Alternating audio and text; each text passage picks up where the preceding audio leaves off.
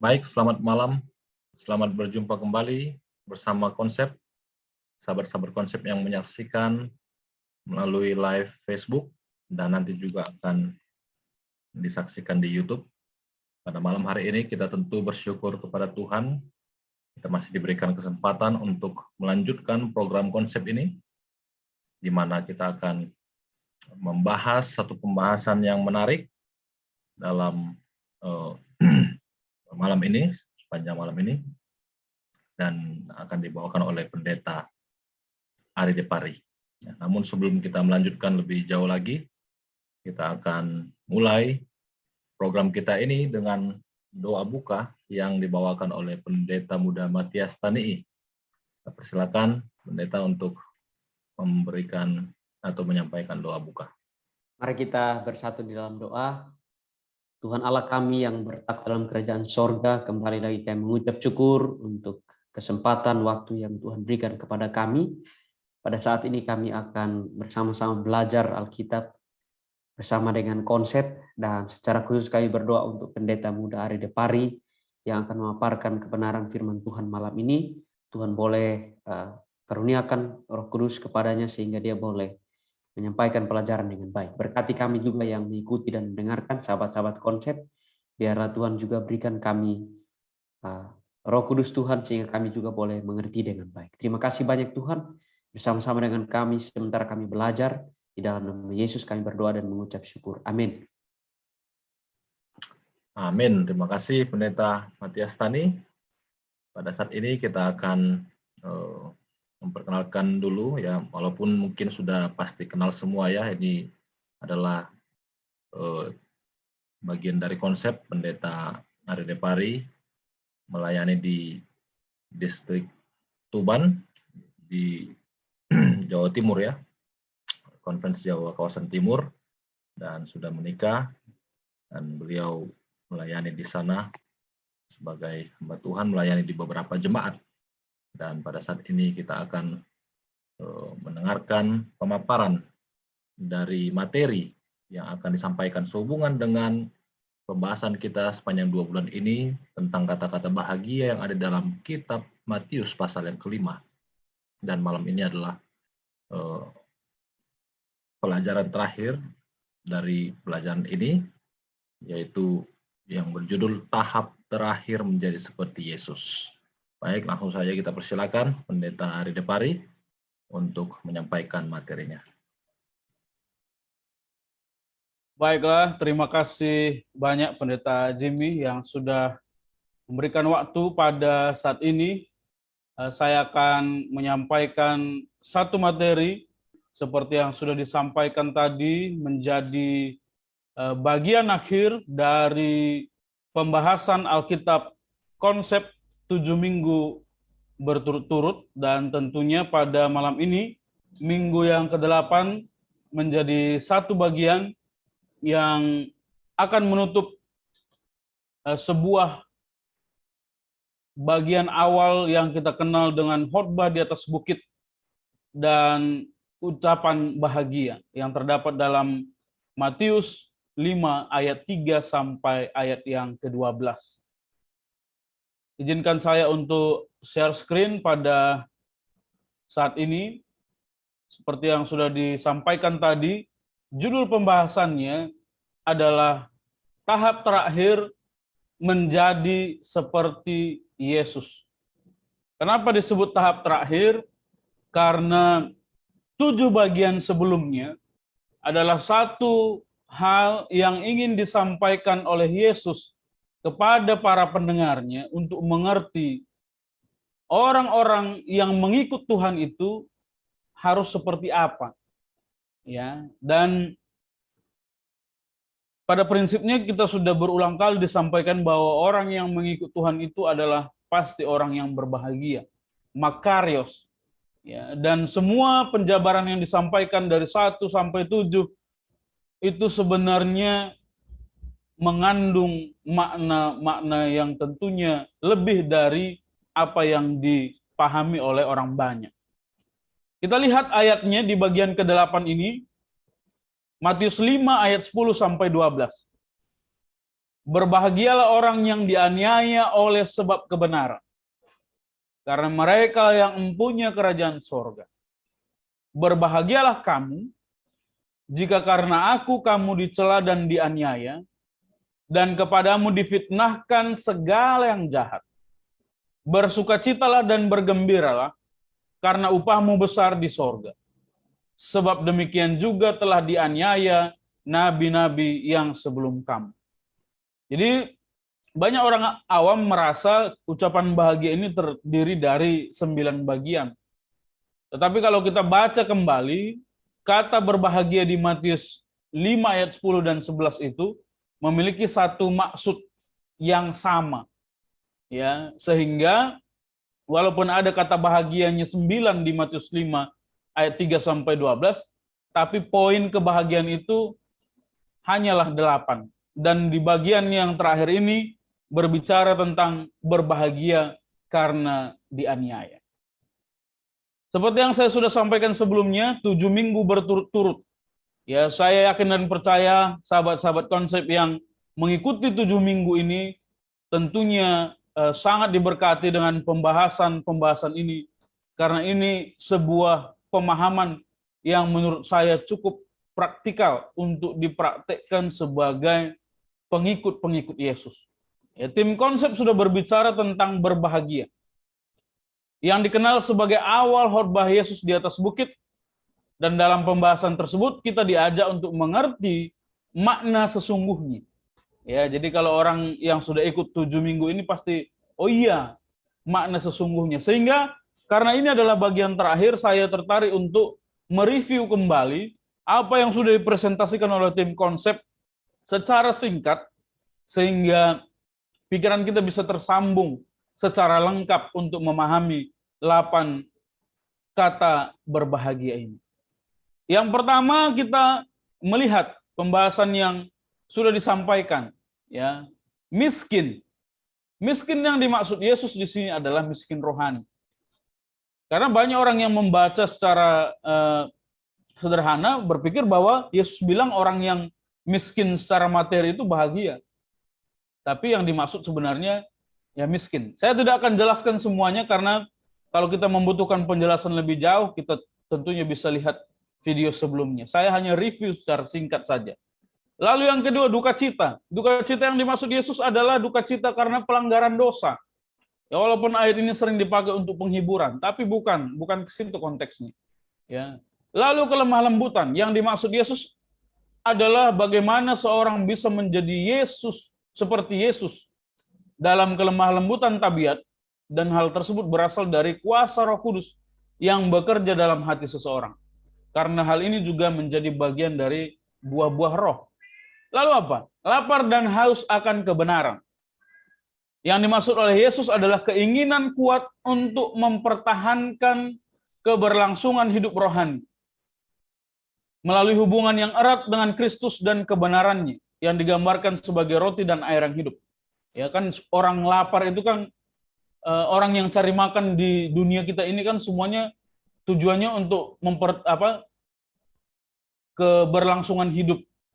Jadi konteks lapar dan haus ini juga bicara tentang bagaimana seseorang itu seperti orang kelaparan itu ya punya keinginan kuat untuk bisa mempertahankan keberlangsungan hidup rohaninya.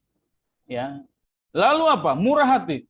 Yang dimaksud oleh Yesus bukan sekedar berbuat baik secara umum, tetapi berkaitan dengan bagaimana memperlakukan orang berdosa sama seperti Tuhan memperlakukan orang berdosa. Dengan kasih dan juga bagaimana membagikan keselamatan kepada semua orang.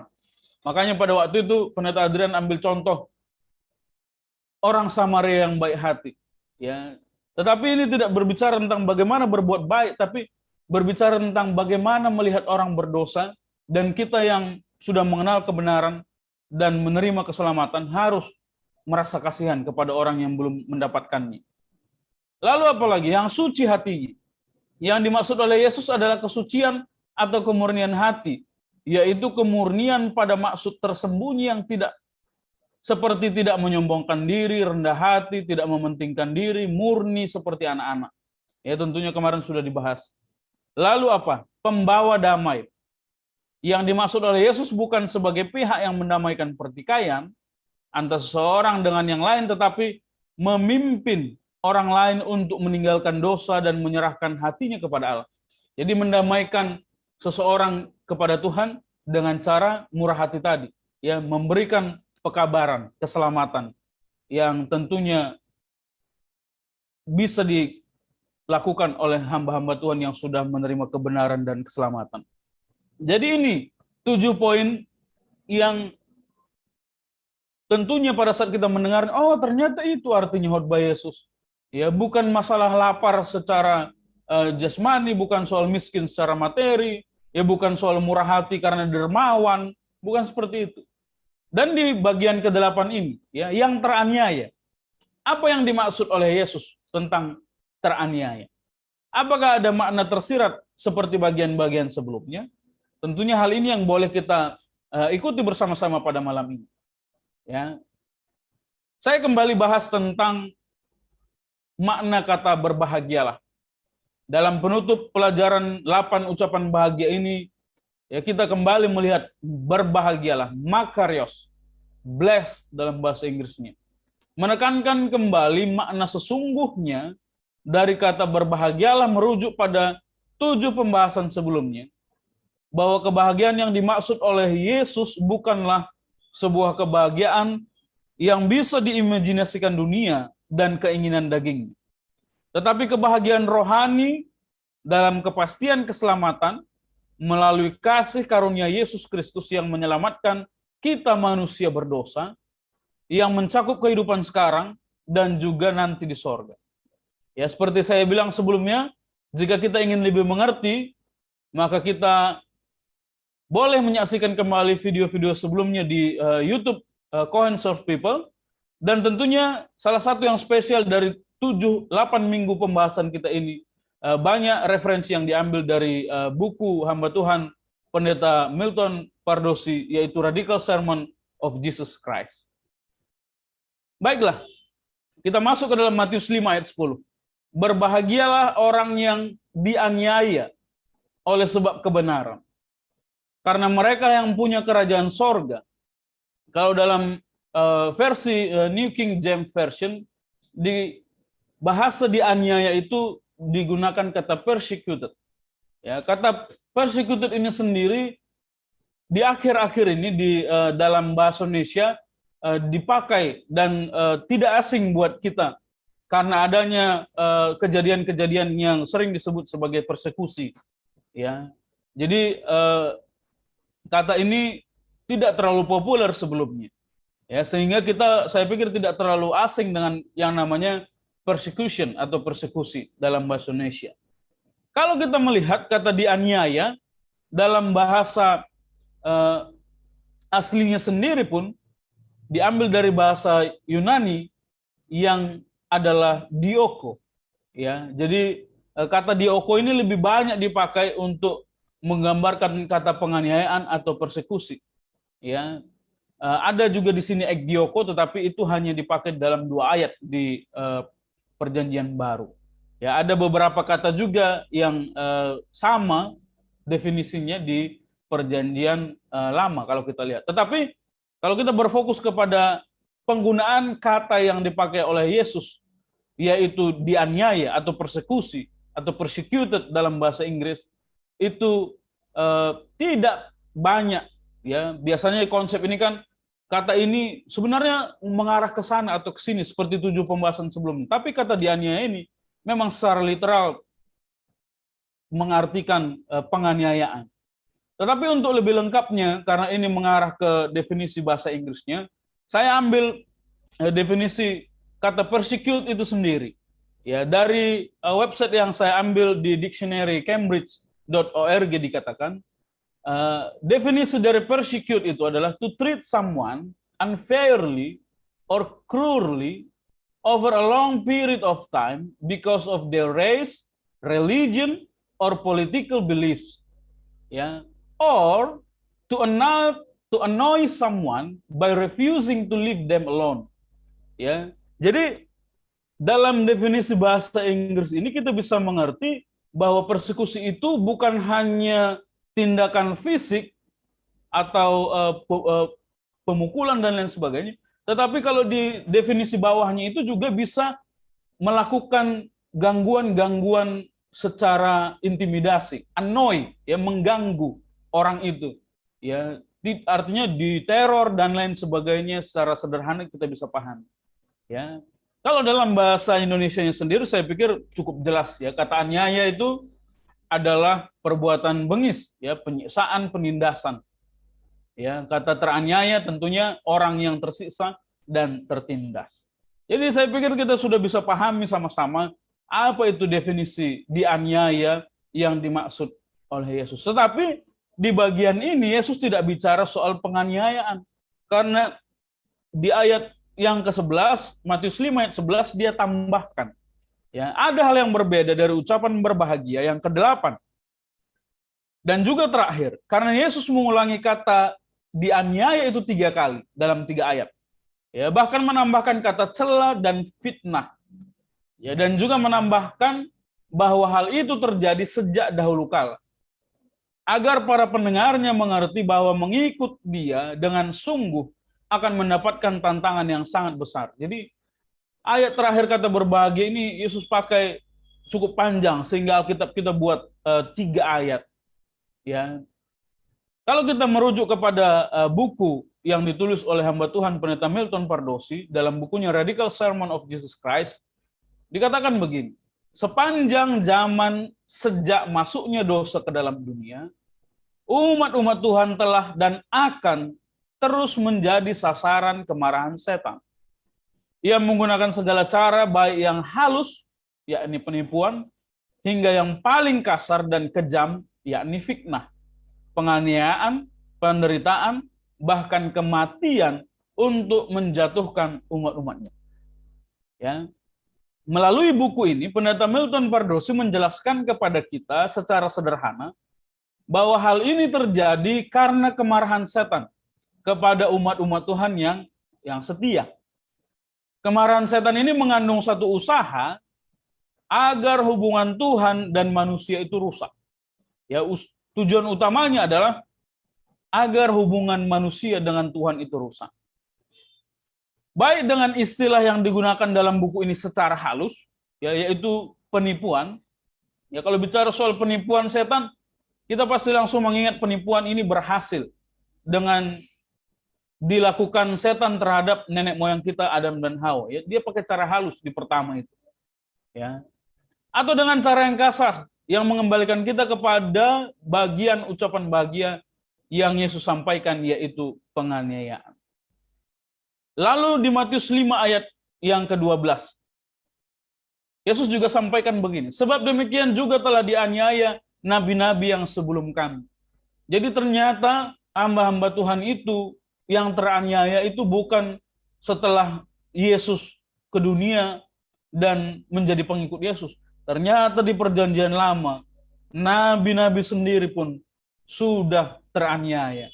Ya, sehingga penganiayaan itu memang identik dengan pengalaman-pengalaman rohani yang dialami oleh pengikut Tuhan. Nabi-nabi yang mendapatkan penganiayaan karena kesetiaan mereka terhadap Tuhan dan pelayanannya. Saya mau ambil contoh sampel yang tidak semua bisa dituliskan, tetapi kita bisa lihat secara singkat. Siapa nabi-nabi yang sebelumnya mendapatkan penganiayaan di perjanjian lama? Yang pertama yang cukup terkenal, Nabi Elia, ya, yang menjadi buronan dari Ratu Isabel dalam 1 Raja-Raja 19 ayat 1 sampai 4. Ya, ini disinilah dimulainya kisah unik dari Nabi Elia yang menjadi buronan. Ya, dia takut, dia lari dan lain sebagainya. Ya, cukup menarik. Saya yakin dan percaya sahabat-sahabat konsep tidak asing dengan kisah Nabi Elia. Lalu apalagi? Nabi Mika bin Yimla. Ya, Nabi Mika bin Yimla ini melawan 400 nabi palsu yang mengaku nabi Tuhan. Bahkan seorang yang mengaku nabi yang bernama Zedekiah bin Kenaana menampar dia dan memasukkan dia ke dalam penjara. Ya, jadi 400 nabi Tuhan ini nubuatkan sama Raja Yehuda dan Raja Israel mereka boleh perang. Ya, Nabi Mika ini bilang jangan, tapi dia sendiri, ya, sehingga dia dianiaya dan dipenjara. Ya, jadi ini penganiayaan yang dia dapat dari sesama nabi, tetapi 400 nabi itulah nabi palsu yang bernubuat tidak sesuai dengan perintah Tuhan. Lalu siapa? Zakaria. Zakaria ini adalah anak imam dari Yoyada. Saya sangat sedih baca cerita Nabi Zakaria ini. Ya. Dalam 2 Taurat 24 ayat 20 sampai 24, ya, karena dia menyampaikan nubuatan yang tidak sesuai dengan hati orang-orang Israel dan raja, dia dilempari batu sampai mati, dan lokasinya itu di pelataran rumah Tuhan, saudara-saudara. Jadi waktu Yesus bilang nabi-nabi sebelum kamu dianiaya juga, ada kisah yang sangat tragis seperti Nabi Zakaria ini. Walaupun bapaknya adalah seorang imam yang cukup terkenal dan sangat setia kepada Tuhan pada saat itu. Ya. Lalu siapa lagi? Hanani. Ya, Hanani sang penglihat yang dipenjarakan oleh Raja Asa karena kesepakatannya dengan Aram dan tidak bersandar kepada Tuhan. Jadi Hanani ini bilang, loh kamu kok buat begitu Raja Asa? Dan Raja Asa tidak terima dengan teguran itu. Ya. Lalu ya, salah satu nabi yang cukup menarik juga di pelajaran kita berulang-ulang kita pelajari, ya, nabi yang teraniaya itu adalah Nabi Yeremia. Ya, menurut saya ini nabi yang paling kalau dalam pekerjaan dia paling keras kepala dan paling berani menurut saya. Karena persekusi yang dialami Nabi Yeremia ini berulang-ulang. Ya, kalau kita lihat dalam Yeremia 11, ya, nyawanya sudah terancam. Ya, lalu di Yeremia 22 dia dipukul, tiba-tiba dia gerebek, dipukul, dan dia dipasung. Ya. Lalu dia tetap berani di Yeremia 37 ayat 11 sampai 16 dia dipenjara. Lalu di persekusi paling akhir yang dihadapi itu di Yeremia 38 ayat 6. Ya, dia dibuang ke perigi. Ya, perigi itu fungsinya adalah seperti tandon air zaman sekarang, tempat menyimpan air, ya, bukan sumur. Tapi itu dibuat di bawah tanah sehingga seolah-olah seperti sumur. Tapi dia dibuang ke perigi yang sudah agak kering tapi ya berlumpur, dan dia dibiarkan mati di situ. Ya, kalau kita baca cerita Nabi Yeremia cukup menarik. Ya, karena dia selalu, walaupun dia dipersekusi, dia selalu berani. Sampai pada akhirnya nanti Nebukadnezar akan menguasai kerajaan itu dan dia dilindungi oleh Nebukadnezar. Nabi yang tidak beruntung Yeremia, ini di zaman yang sama, ya, harus mati oleh pedang di waktu yang sama dengan kisah dari Yeremia, yaitu Nabi Uria bin Semaya. Ya, Yeremia 26 ayat 20 sampai 23. Jadi pekabarannya hampir sama dengan Yeremia, tapi uniknya Uria ini tidak punya backingan seperti Yeremia. Yeremia ini beberapa skenario dia selamat karena masih ada bangsawan yang melindungi dia. Tapi Uria ini tidak punya siapa-siapa, akhirnya dia langsung dibunuh dengan pedang. Dan tentunya masih banyak lagi. Ya, jika kita ingin sebutkan satu persatu, ya, kita lihat tulisan Rasul Paulus pada saat dia bicara tentang pahlawan iman. Ya, kita kekurangan waktu. Ya, dalam Ibrani 11 ayat 32. Saat dia berbicara tentang pahlawan-pahlawan iman. Kalau mau dibahas siapa lagi yang teraniaya karena menjadi hamba Tuhan yang setia, itu sebenarnya sangat banyak di Alkitab. Ya, jadi kita bisa mengerti maksud Yesus tentang nabi-nabi yang sebelum kamu. Kita kembali ke buku Pendeta Milton Pardoso, Radical Sermon of Jesus Christ, dikatakan penderitaan adalah bagian dari umat-umat Tuhan dan itu tidak bisa dihindari namun harus dijalani. Ya, jadi itu paket yang sama dengan mengikuti Yesus. Orang kalau sudah mengikuti Yesus, paket penganiayaannya ada. Ya, berdasarkan pengalaman rohani pendahulu kita. Ya, Yohanes 15 ayat 20 dikatakan, ingatlah apa yang telah kukatakan kepadamu. Seorang hamba tidaklah lebih tinggi daripada tuannya. Jikalau mereka telah menganiaya aku, mereka juga akan menganiaya kamu. Jikalau mereka telah menuruti firmanku, mereka juga akan menuruti perkataannya. Jadi pada prinsipnya, Yesus aja disalib, apalagi kita pengikutnya. Ya, begitu kira-kira yang dimaksud oleh Yesus di sini. Dunia mengasihi dosa dan membenci kebenaran. Dan inilah yang menyebabkan permusuhan kepada Yesus. Ini diambil dari kutipan Kerinduan Segala Zaman, bagian pertama halaman 324. Ya, semua yang menolak kasih-Nya yang tiada tara itu akan merasa bahwa kekristenan merupakan unsur yang menyulitkan. Terang dari Kristus menjauhkan kegelapan dan menudungi dosa-dosa mereka. Dan perlunya pembaruan dinyatakan. Sementara orang-orang yang berserah kepada pengaruh Roh Kudus memulai peperangan dalam diri mereka sendiri. Barang siapa yang berpaut kepada dosa, berperang melawan kebenaran dan utusan-utusannya. Jadi ini memang sudah menjadi satu hal yang tidak terelakkan lagi. Ya, kalau orang setia sama Tuhan, dia pasti akan berperang kepada dunia dan orang yang mencintai dunia. Ya. Jadi ini menjadi satu kenyataan yang harus kita sadari. Sebelum kita memiliki pertentangan dengan dunia dan aniayanya, maka karena kebenaran, maka kita harus terlebih dahulu memenangkan peperangan dalam diri kita. Ya. Ini mungkin bisa menjadi satu nasihat kepada orang yang merasa, loh, saya udah berpuluh-puluh tahun jadi orang Kristen, kayaknya belum pernah mendapatkan penganiayaan. Ya. Karena permasalahannya, apakah diri kita sudah benar-benar menjadi hamba Tuhan? Ya, dalam 2 Timotius 4 ayat 5 dikatakan, tetapi kuasailah dirimu dalam segala hal, sabarlah menderita, lakukanlah pemberita Injil, pekerjaan pemberita Injil, dan tunaikanlah tugas pelayananmu. Jadi di sini Rasul Paulus bilang sama Timotius, ada beberapa hal yang harus dilakukan, ya, agar kita secara otomatis nanti akan mendapatkan penderitaan dari dunia ini. Ya, menguasai diri dalam segala hal berarti seperti Kristus tentunya. Ya, melakukan pemberitaan Injil dan tunaikan tugas pelayananmu. Saya beri komentar begini.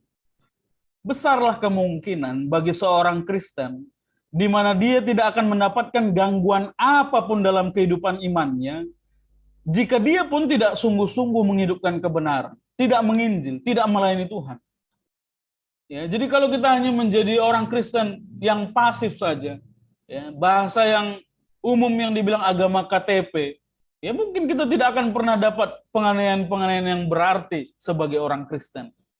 Ya, di sini dikatakan, ya, mendapatkan penganiayaan, cela dan fitnah tidaklah terjadi karena Anda adalah seorang orang Kristen, tetapi karena Anda adalah pengikut Yesus Kristus yang sejati.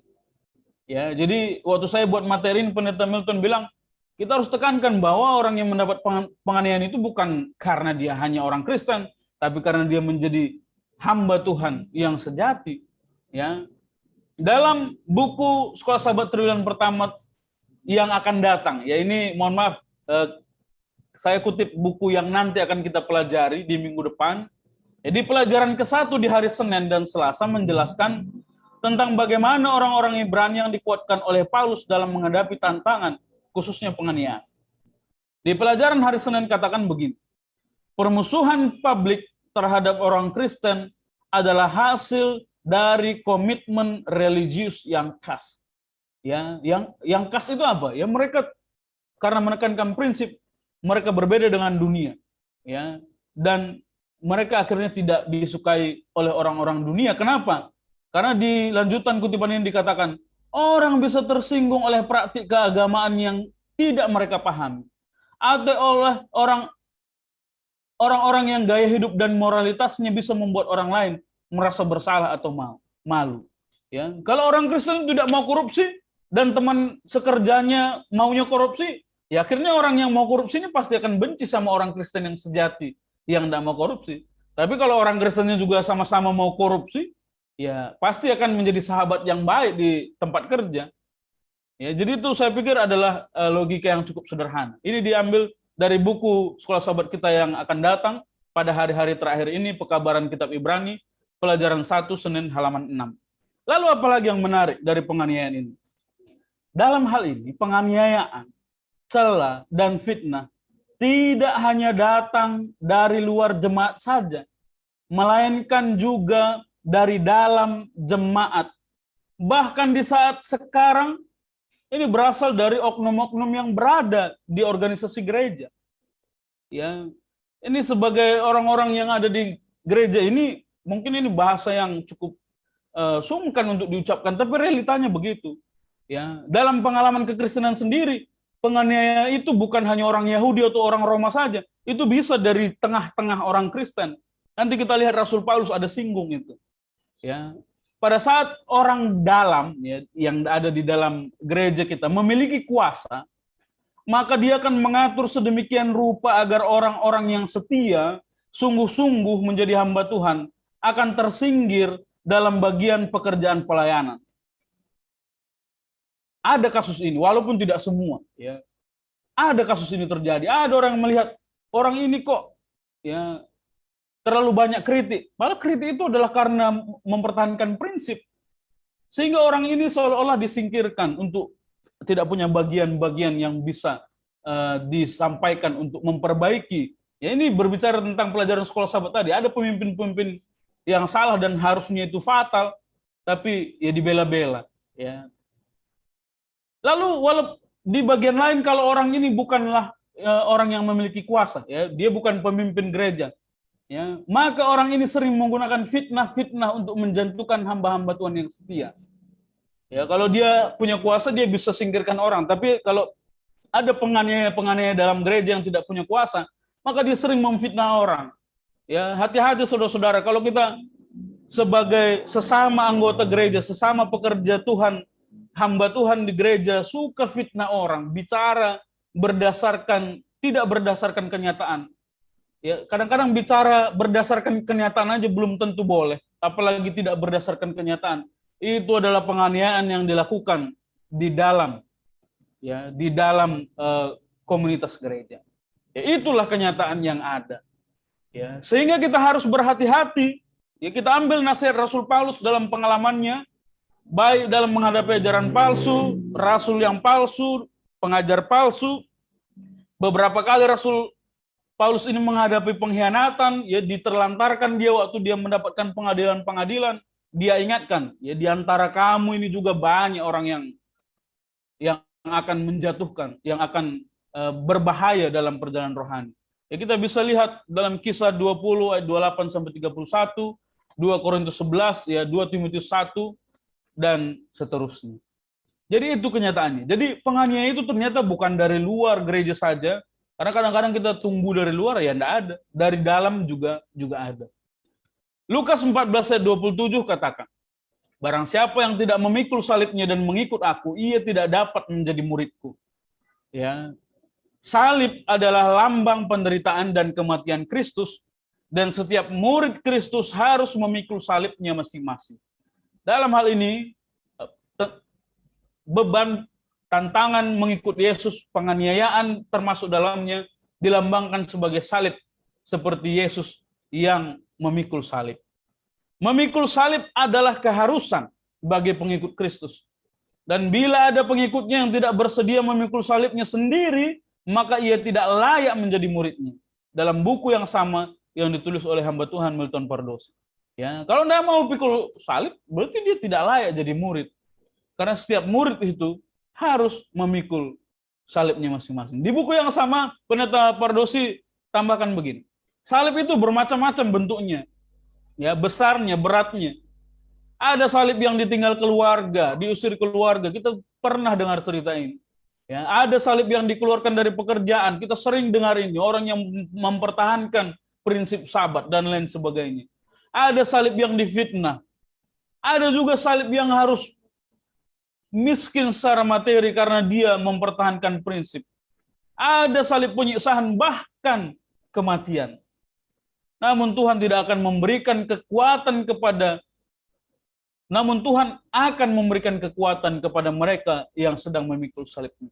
Jadi dalam Matius 5 ayat 10-12 ini mengajak kita untuk berpikir apa salib yang saya pikul selama saya jadi orang Kristen. Ya.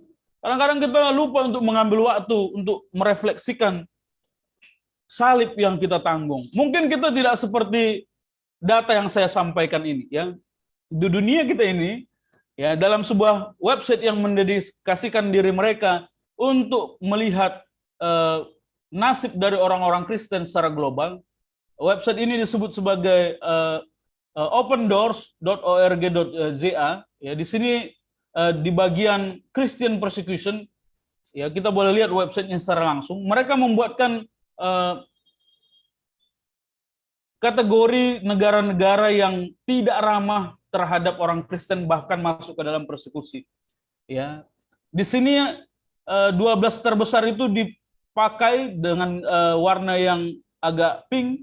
Ya, di sini penjelasannya adalah extreme persecution. Ya, lalu yang nomor 13 sampai 50 itu disebut sebagai very high persecution. Ya, dan di sini kita bisa lihat negara kita masuk ke nomor yang 47. Ya sudah lumayan, tetapi masih masuk dalam kategori very high persecution. Ya, kalau pendeta-pendeta pasti sering mendengar peristiwa-peristiwa susahnya mendirikan rumah ibadah. Lalu kita pernah lihat video-video viral di mana rumah ibadah yang diganggu oleh kelompok-kelompok intoleransi dan lain sebagainya. Mungkin salib kita tidak seperti mereka, saudara-saudara. Seperti orang Kristen yang di Korea Utara yang harus tinggal di kamp konsentrasi karena mereka adalah orang Kristen. Ya, di Afghanistan bahkan dalam beberapa kasus ada yang harus dibunuh. Tapi kita harus memikirkan apa salib saya? Ya, apa salib saya? Dalam kutipan Nyonya White, saya ambil dalam khotbah di atas bukit.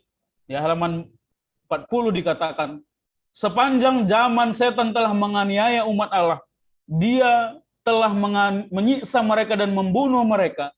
Tetapi dalam kematian mereka menjadi pemenang. Mereka menyatakan dalam iman mereka yang kukuh, seseorang yang lebih kuat daripada setan. Ya, orang-orang yang mati dalam persekusi karena iman itu bisa membuktikan kami ini lebih kuat dari setan. Ya, ancaman setan itu hanya sampai nyawa saja paling besar begitu. Ya, setan dapat menyiksa, membunuh tubuh, tetapi dia tidak dapat menjamah kehidupan yang disembunyikan dengan Kristus dalam Allah. Dia dapat mengurung dalam tembok-tembok penjara, tetapi dia tidak dapat mengikat semangat atau roh. Mereka dapat melihat melewati kegelapan sampai kepada kemuliaan. Seraya berkata, sebab aku yakin bahwa penderitaan zaman sekarang ini tidak dapat dibandingkan dengan kemuliaan yang akan datang kepada kita. Rasul Paulus bilang begini, sebab penderitaan ringan yang sekarang ini, ya ini bayangkan dia dapat persekusi yang sangat banyak, tapi Rasul Paulus bilang ringan, mengerjakan bagi kami kemuliaan kekal yang melebihi segala-galanya, jauh lebih besar daripada penderitaan kami. Ya, kalau kita bisa melihat dan belajar dari pengalaman rohani Rasul Paulus ini, tidak akan lagi ada orang-orang Kristen yang mengeluh karena terganggu, ya karena tertantang, karena terhalang dan lain sebagainya. Kadang-kadang kita nggak ada kendaraan ke gereja aja gitu udah nggak ikut ibadah, saudara-saudara. Ya, kenyataannya seperti itu. Sehingga kita bisa melihat, kalau kita melihat bagaimana pengalaman rohani Rasul Paulus ini, sudah sejauh mana salib yang kita pikul selama kita mengikut Tuhan.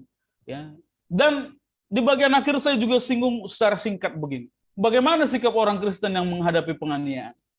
Karena banyak juga orang merasa saya teraniaya dan lain sebagainya. Apa reaksinya? Ya. 1 Korintus 4 ayat 12 sampai 13. Kami melakukan pekerjaan tangan yang berat. Kalau kami dimaki, kami memberkati. Kalau kami dianiaya, kami sabar. Kalau kami difitnah, kami tetap menjawab dengan ramah. Kami telah menjadi sama seperti sampah dunia. Sama dengan kotoran dari segala sesuatu sampai pada saat ini. Jadi tidak ada hak kita untuk membalas persekusi atau gangguan yang kita dapatkan. Dan kutipan terakhir yang menyimpulkan seluruh pelajaran 8 ucapan bahagia, saya ambil dari SDA Bible Commentary volume yang kelima, dikatakan begini. Di sini, ya dalam 8 ucapan bahagia ini, Yesus menentukan siapa yang harus menjadi subjek kerajaan surgawinya, menjadi penduduk kerajaan surgawinya. Dia tidak mengucapkan sepatah kata pun untuk menyanjung orang-orang dari otoritas tinggi, pejabat duniawi. Tetapi dia menyatakan di hadapan semua orang sifat karakter yang harus dimiliki oleh orang-orang yang spesial, istimewa, yang akan membentuk keluarga kerajaan di sorga.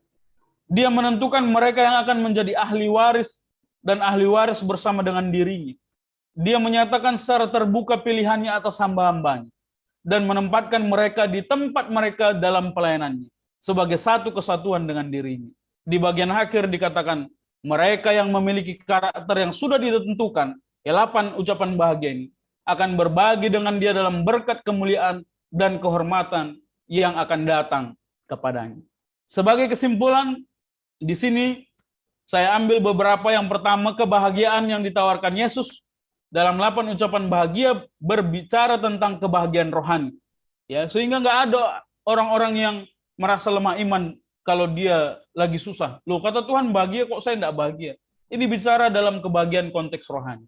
Lalu penganiayaan dan sejenisnya akan tetap menjadi salah satu bentuk kemarahan setan terhadap umat Tuhan sampai Yesus datang kembali. Hal ini terjadi baik di luar maupun di dalam gereja.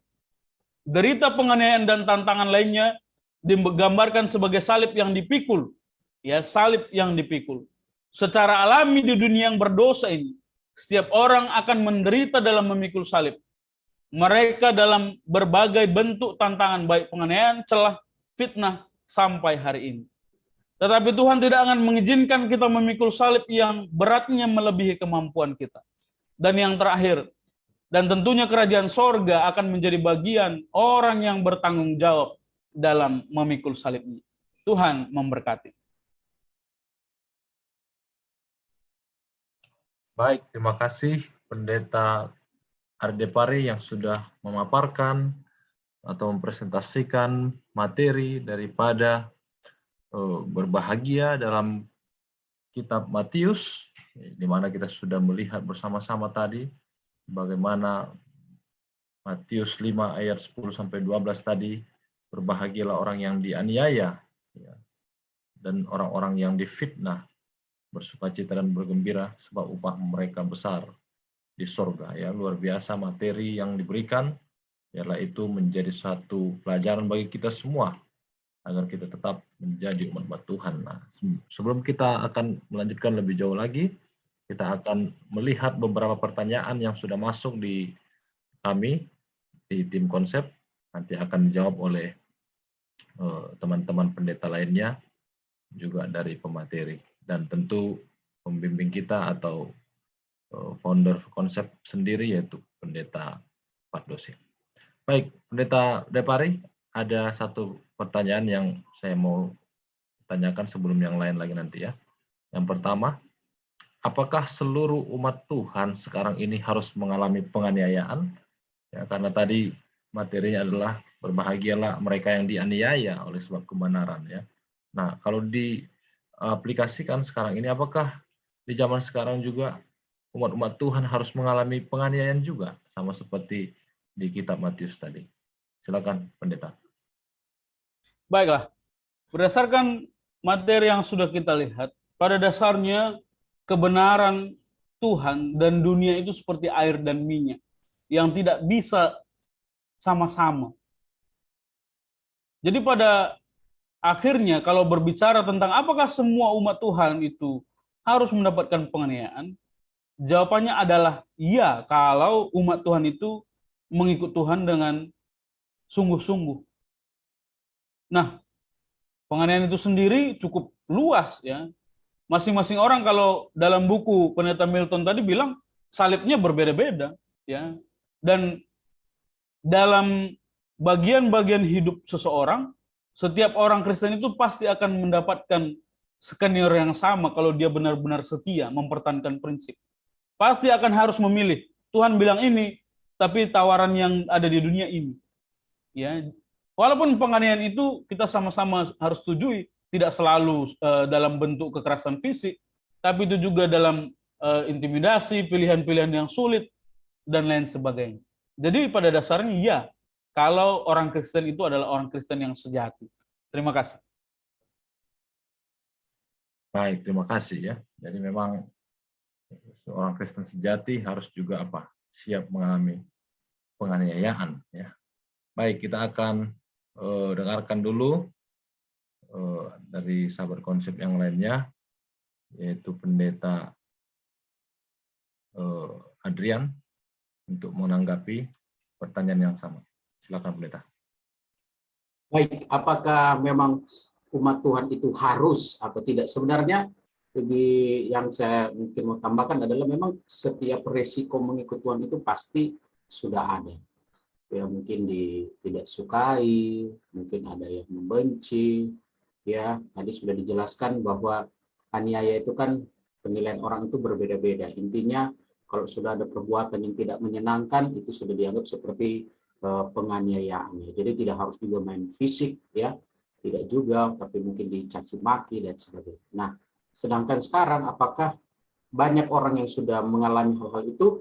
Ya, sudah banyak. Contoh banyak sekali ya. Masalah mungkin anak-anak kita yang mungkin bersekolah di sekolah luar, bukan di sekolah-sekolah khususnya gereja kita. Ketika mereka bersekolah, lalu mereka dipaksa harus masuk pada hari Sabat, tetapi ternyata mereka karena memilih akan iman mereka tidak mau masuk sekolah pada hari Sabat. Tapi dipaksa dan resikonya adalah harus dikeluarkan dari sekolah. Dan saya pernah mengalami akan hal itu. Bahkan kita pun dari gereja sudah datang untuk meminta izin ya dengan menggunakan surat yang resmi bahkan dari UNI, tapi ya tetap harus dikeluarkan anak kita ya. Jadi itu contoh-contoh hal-hal yang mungkin seringkali juga kita alami. Jadi apakah semua umat Tuhan akan mengalami akan aniaya? Ya, tapi tentunya pasti beda-beda ya. Setiap orang itu cara dia mengalami. Itu yang mungkin saya dapat sampaikan. Terima kasih. Baik, terima kasih Pendeta Denronesi sudah menambahkan daripada pertanyaan yang masuk, dan tentu kita pun akan mendengarkan satu penjelasan juga dari Pendeta Pardosi sebagai kesimpulan dari pertanyaan yang pertama. Silakan, Sir. Baik, selamat jumpa kembali ya pada diskusi terakhir di tahun 2021 ya. Dan ini satu berkat bagi kita karena topiknya adalah tahap akhir untuk menjadi sama seperti siapa? Yesus Kristus dalam karakter ya. Dan terima kasih pembahasan disampaikan oleh Pendeta Muda Ari Depari. Semoga ini menjadi sebuah kekuatan bagi kita memasuki tahun yang baru, tahun 2022 dan bahkan tahun-tahun yang akan kita jalani sampai nanti Yesus datang yang kedua kali. Prinsipnya ada begini, saudara. Yang saya mau sampaikan adalah yang pertama, penganiayaan itu bagian dari pemurnian iman. Dengan tujuan untuk menaikkan level kelas iman kita itu. Jadi harus dilihat dari situ ya penganiayaan itu ya. Jadi itu adalah bagian dari ujian iman. Supaya iman kita itu naik levelnya, dimurnikan ya kan. Emas itu kan supaya murni dibakar ya. Itu kan seperti panas ya. Mengerikan gitu ya. Tetapi justru dengan proses pembakaran emas itulah maka ditemukan akan didapatkan hasil logam emas yang benar-benar murni, tidak lagi ada logam-logam bukan emas yang menempel. Jadi proses diizinkan kita menjalani aniaya itu adalah proses untuk memurnikan iman kita supaya naik ke level yang lebih tinggi. Karena faktanya adalah gereja atau umat-umat Tuhan yang mengalami penganiayaan justru iman mereka semakin kuat dan bertumbuh ya. Makin kuat dan bertumbuh. Gereja yang teraniaya justru berkembang lebih cepat daripada gereja yang tidak mengalami aniaya dalam perjalanan keimanan mereka. Tapi poin yang kedua adalah penganiayaan itu jangan dicari-cari ya. Gitu ya. Aniayalah aku supaya bertumbuh imanku gitu kan ya. Jadi susah. Kenapa? Karena dalam Matius 5 ini dikatakan kalau saudara mau baca ya, kita itu mengalami aniaya karena dua hal. Yang pertama oleh sebab kebenaran, ayat 10 ya. Dan yang kedua oleh karena aku, karena kayak Yesus ya. Jadi ini dua ini. Satu, karena saudara menerima Yesus sebagai Tuhan dan Juru Selamatmu. Ya. Dan yang kedua oleh karena kebenaran yang diberikan kepada kita itu, kita mau hidupkan, dan oleh karena itulah kita akan mengalami apa? Aniaya. Jadi kalau pertanyaannya pada malam hari ini, apakah seluruh umat Tuhan sekarang ini harus mengalami penganiayaan? Bukan harus mengalami penganiayaan, tetapi kalau harus berarti kan nanti kan ya kalau dia bukan umat Tuhan, kalau dia tidak mengalami aniaya berarti dia bukan umat Tuhan. Bukan begitu cara memahami supaya nanti jangan salah. Bahwa poin yang pertama tadi saya katakan bahwa penganiayaan itu adalah proses pemurnian iman, ya. Pemurnian iman kita. Nah, penganiayaan itu bisa beda-beda, bisa besar, bisa kecil. Ya. Saya kasih contoh lah. Seperti Musa, penganiayaan apa yang dialami? Fisik. Siapa yang menganiaya Musa? Kan nggak ada. tapi dia mengalami penganiayaan batin, saudara. Betul dah? Ya, dia mengalami penganiayaan batin. Jadi kalau saya katakan harus mengalami aniaya, nah kita harus pergi dulu kepada definisi aniayanya ini apa? Dipukuli, dicambuk, disilet-silet, atau ada yang lain? Ya, Musa enggak pernah dia mengalami aniaya sampai dipukulin, dicambuk dan sebagainya. Malah dia yang mukulin orang kan gitu ya. Dan oleh karena itu dia harus lari kan gitu. Jadi saya mau supaya kita memahami pertanyaan ini ya, bahwa apakah seluruh umat Tuhan sekarang ini harus mengalami penganiayaan? Maka jawab saya adalah penganiayaan itu adalah bagian untuk memurnikan apa? Iman kita. Ya. Nah kalau dia sudah murni, apakah dia akan mengalami aniaya terus? Ya habis lagi nanti emasnya kan gitu ya. Emas kan kalau dibakar-bakar terus kan habis zaman lama. Ya, ya kan? Nah, jadi ya kalau dia sudah murni ya sudah cukup, sudah selesai. Nah kalau Yesus belum datang ya mungkin saudara itu akan diizinkan beristirahat, betul ya? Diizinkan beristirahatnya, karena dia sudah mencapai kepada kemurnian iman sesuai dengan standar Tuhan. Dia sendiri belum tahu dia kalau imannya sudah dimurnikan dan sudah murni. Dia sendiri belum tahu, tapi Tuhan yang tahu. Terima kasih banyak. Baik, terima kasih Sir sudah menambahkan daripada pertanyaan pertama. Kiranya jawaban itu bisa kita praktekkan juga ya sebagai umat-umat Tuhan yang hidup di zaman akhir ini. Baik, kita lanjut ke pertanyaan yang kedua. Saya akan bacakan, nanti pemateri akan jawab, setelah itu Pendeta Matias akan menanggapi. Yang kedua pertanyaannya adalah, apakah aniaya yang Yesus maksudkan ini, ya sesuai dengan Matius tadi, sama dengan aniaya yang disebut pikul salib, ya, memikul salib Yesus? Ya, apakah yang dimasukkan Yesus adalah aniaya seperti memikul salibnya? Silakan Pendeta Ari untuk menanggapi. Walaupun Ya, tadi ada disinggung sedikit ya. Ya, terima kasih. Sesuai dengan materi yang saya sampaikan tadi, ada kalimat begini. Salib adalah lambang penderitaan dan kematian Kristus, dan setiap murid Kristus harus memikul salibnya masing-masing. Jadi pada prinsipnya diambil dari Lukas 14:27. Ya, barang siapa tidak memikul salibnya dan mengikut aku, dia tidak dapat menjadi muridku. Ya, dan ini diambil dari ayat sebelumnya lagi bahwa seorang hamba itu tidak lebih dari tuannya. Jadi salib ini identik dengan penderitaan dan aniaya. Dan konteks penganiayaan dalam pertanyaan ini dan pembahasan ini bisa diartikan dengan memikul salib Kristus, walaupun seperti yang disimpulkan tadi, tidak selamanya salib itu adalah dalam bentuk penganiayaan. Jadi penganiayaan itu adalah salah satu dari salib yang dipikul, tapi salib yang dipikul itu tidak selalu dalam bentuk penganiayaan. Jadi jawabannya iya. Ya, penganiayaan adalah salah satu bentuk salib yang harus dipikul oleh pengikut Kristus. Terima kasih.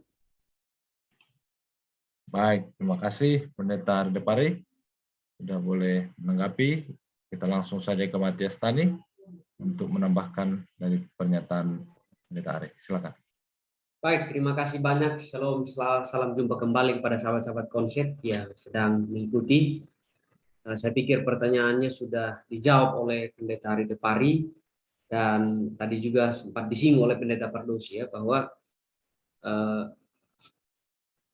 mengenai memikul salib ya. Saya pikir jelas di sana bahwa kalau kita mengaku pengikut Yesus, maka kita memikul salib bagi saya adalah sebuah kewajiban ya, kalau kita mengaku pengikut Yesus ya.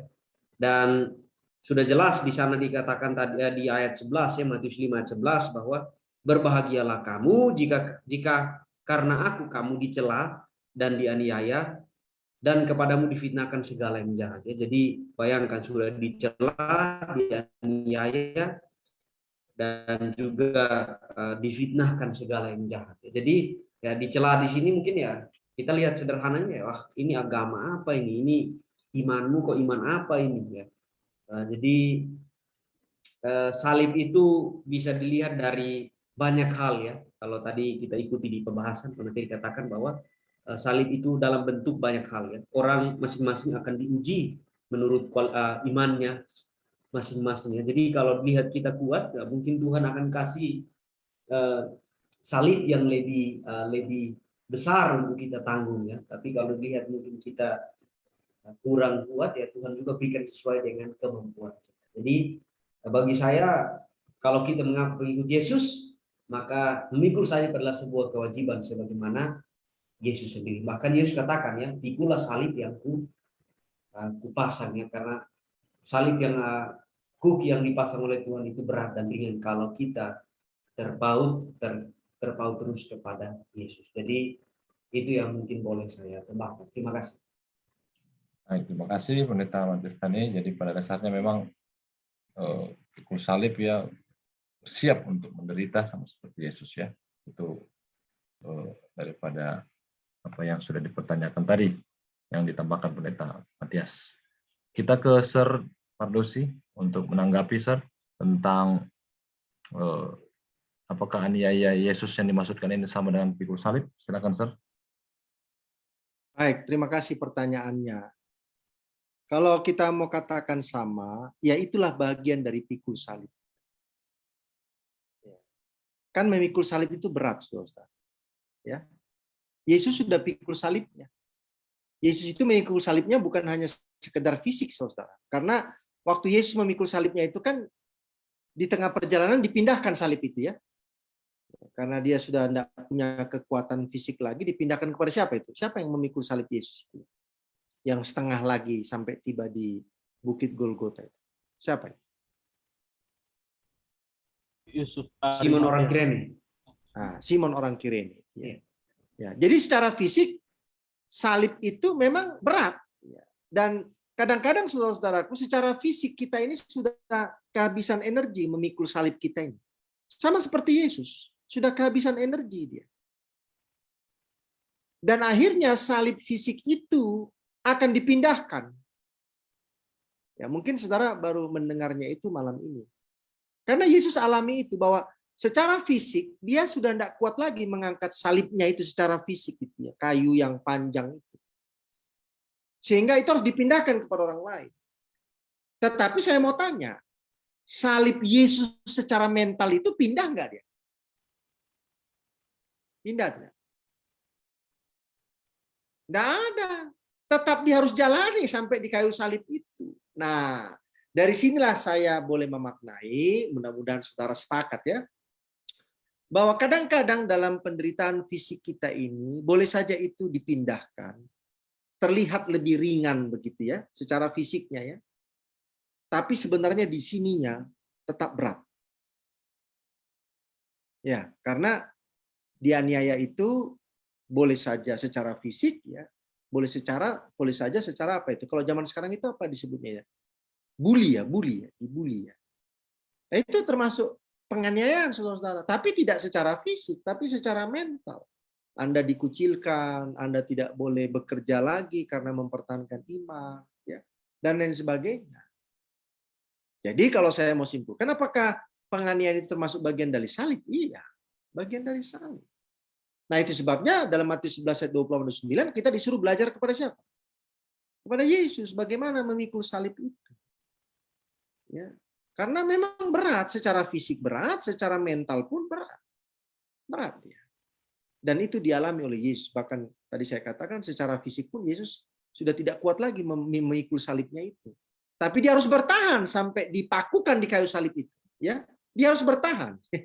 Jadi, kalaupun secara fisik saudara itu sudah tidak kuat lagi menanggung beban salib yang berat itu, lalu itu dipindahkan untuk sementara waktu dari saudara, tapi saudara harus bertahan secara fisik sampai di mana? Sampai akhir hidup itu seperti Yesus itu. Dia bertahan sampai akhir. Ya, apakah penyalipannya bisa digantikan? Kan nggak bisa.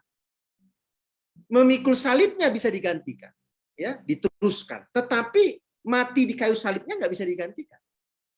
Demikian juga kita, saudara. Bertahan sampai akhir itu tidak bisa digantikan. Nggak bisa. Itu sudah menjadi komitmen keimanan kita dengan Tuhan. Terima kasih. Terima kasih, Sir, untuk jawabannya, tanggapannya. Luar biasa ya. Jadi komitmen kita dengan Tuhan untuk bertahan terus sampai akhir, bahkan sampai Yesus datang. Baik, kita akan masuk ke pertanyaan terakhir, nanti akan ditanggapi oleh pemateri Pendeta HRD Pari, sekaligus juga memberikan closing statement, dan nanti setelah itu Pendeta Pardosi akan menanggapi pertanyaan ini sekaligus juga untuk memberikan closing statement. Baik, pertanyaan ketiga, saya akan bacakan. Apakah semakin sering orang dianiaya, semakin baik itu untuk imannya?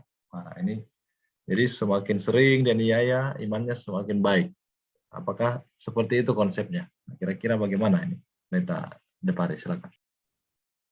Terima kasih. Pertanyaan terakhir, apakah semakin sering teraniaya, semakin baik untuk iman? Kalau dia mendapatkan penganiayaan karena iman, ya.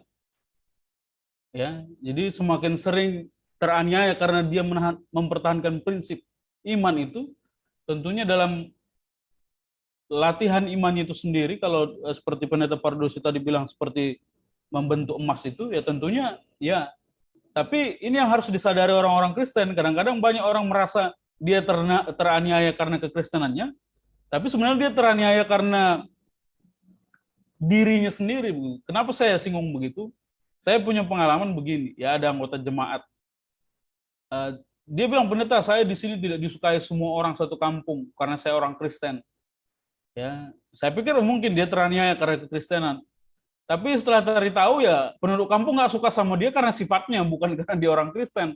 Karena pada akhirnya kita lihat, ya tetangganya baik semua begitu, tapi keluarga ini nggak jadi orang Kristen yang baik di situ. Jadi apakah teraniaya sering itu baik? Ya kalau karena iman ya, tapi kalau karena diri kita yang nggak baik, ya kita harus koreksi diri juga sebagai orang Kristen. Jangan dikit-dikit kalau kita mendapatkan kerugian, oh saya ini mendapatkan penganiayaan karena orang Kristen begitu.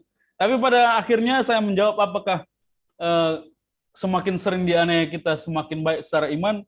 Saya ambil kesimpulan Rasul Paulus di Ibrani 10 ayat 32 sampai 36, ya bicara tentang ketekunan Rasul Paulus, ingatkan ulang sama mereka. Ya kita kan sudah banyak kali melewati perjuangan iman, menderita. Ya dari kasus-kasus yang paling mengerikan dialami oleh orang-orang di Ibrani ini sebagai jemaat mula-mula yang dari jemaat Yerusalem. Ya, tapi karena peristiwa-peristiwa itu semua, Rasul Paulus bilang kita harus semakin setia, ya karena banyaknya penganiayaan itu. Jadi kalau semakin sering dianiaya, tapi pastikan itu karena iman, ya bukan karena yang lain. Tentunya itu akan memberikan dampak yang lebih baik terhadap iman itu sendiri.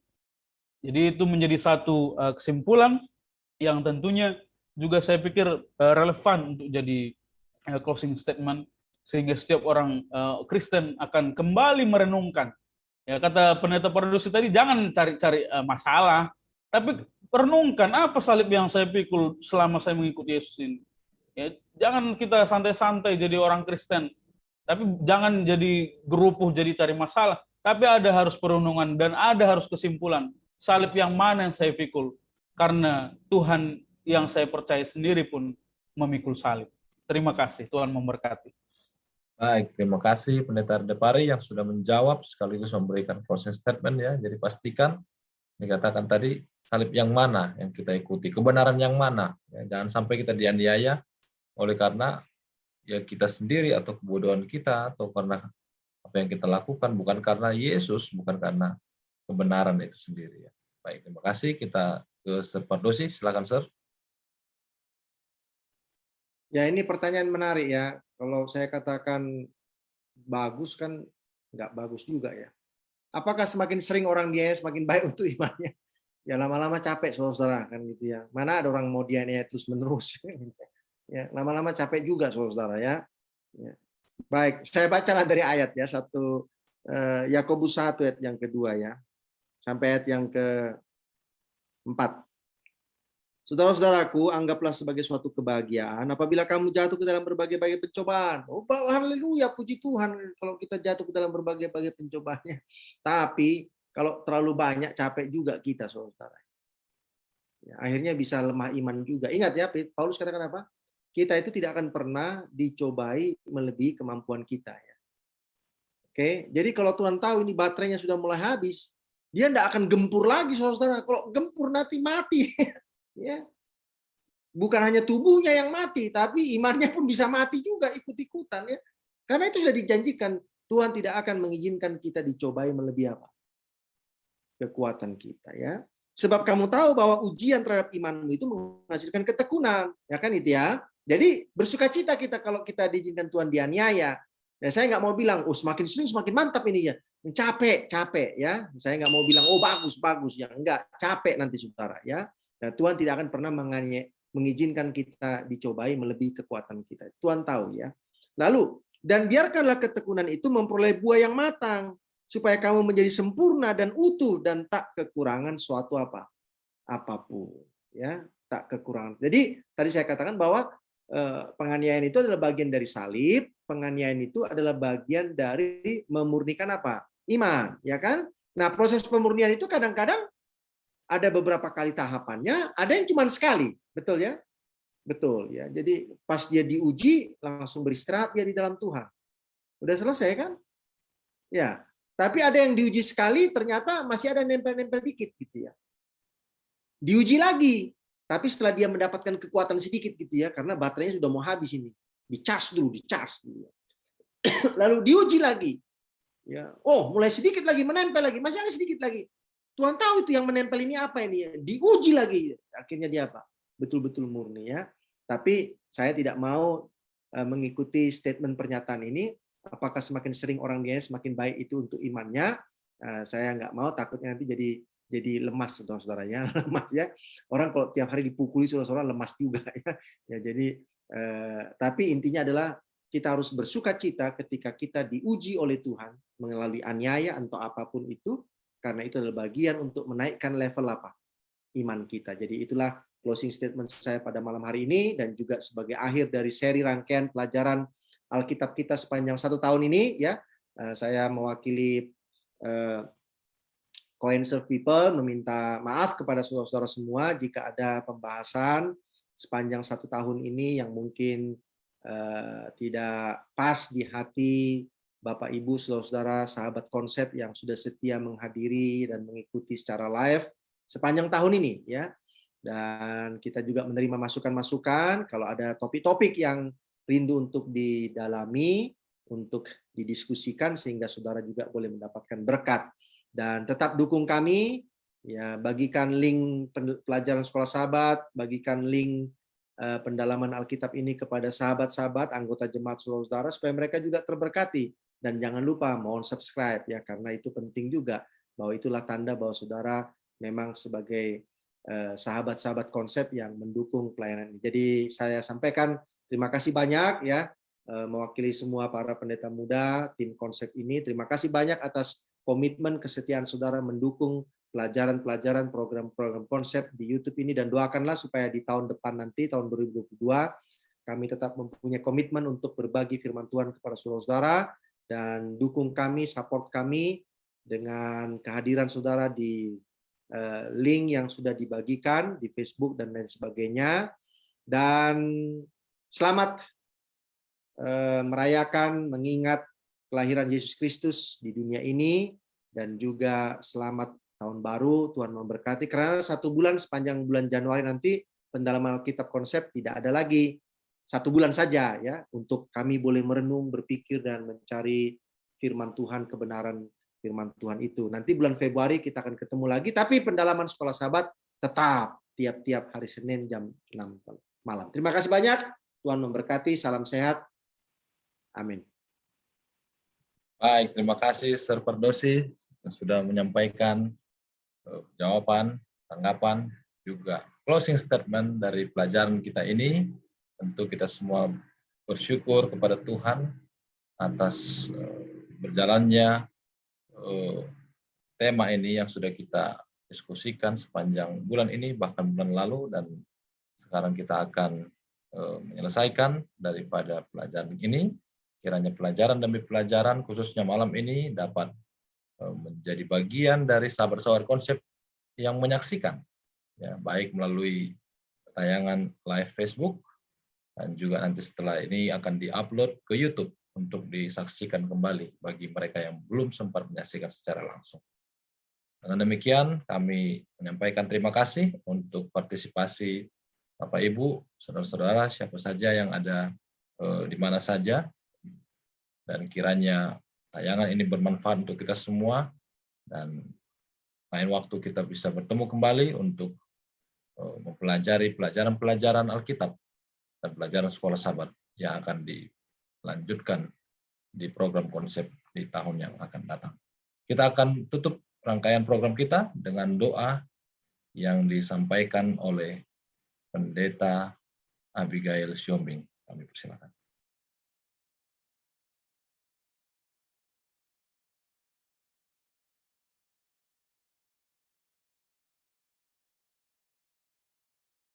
Mari kita berdoa.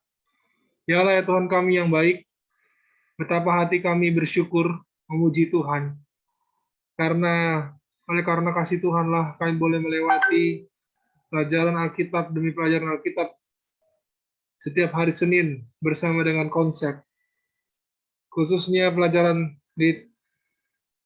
terakhir di triwulan ini dalam pendalaman Alkitab kami, serangkaian ucapan berbahagia yang Yesus sampaikan di khotbah di atas bukit. Tuhan, kiranya pelajaran demi pelajaran yang kami sudah pelajari, khususnya pada malam hari ini, mendapatkan tempat di hati kami, agar kami benar-benar menjadi umat Tuhan yang setia, umat-umat Tuhan yang sungguh-sungguh, umat-umat Tuhan yang boleh siap menerima apapun resiko menjadi umat Tuhan yang setia, sekalipun harus menghadapi aniaya. Tuhan, bantu kami agar kami punya iman yang teguh, yang kuat bersama dengan Tuhan. Dan biarlah seluruh sahabat-sahabat konsep pun dapat memiliki iman yang terus bertumbuh, semakin setia dan semakin dekat dengan Tuhan. Tuhan, bantu dan tolong kami, tim konsep, untuk selalu konsisten, dan juga karuniakan kami hikmat agar kami terus dapat melayani dengan baik melalui media ini yang Tuhan telah berikan kepada kami untuk kami gunakan untuk pelayanan pengabaran kabar kasih setia Tuhan. Dan biarlah tim konsep selalu dapat menjadi alat Tuhan yang Tuhan gunakan untuk mengabarkan kabar kasih setia Tuhan, kebenaran Tuhan melalui pelajaran demi pelajaran konsep. Tuhan, berkati kami sepanjang malam hari ini, biarlah Tuhan beserta dengan kami dalam tugas tanggung jawab pelayanan kami masing-masing. Dalam nama Yesus kami sudah berdoa dan mengucap syukur. Amin. Amin. Terima kasih Pendeta Abigail sudah memberikan atau menyampaikan doa tutup. Dan juga tentu terima kasih pemateri kita, Pendeta Ari Depari. Kiranya Tuhan memberkati keluarga dan kita semua. Tentu juga sahabat-sahabat konsep yang sudah menyaksikan. Baik, kami sampaikan kepada kita semua, selamat malam. Kiranya Tuhan memberkati, sampai bertemu tahun depan di program konsep selanjutnya.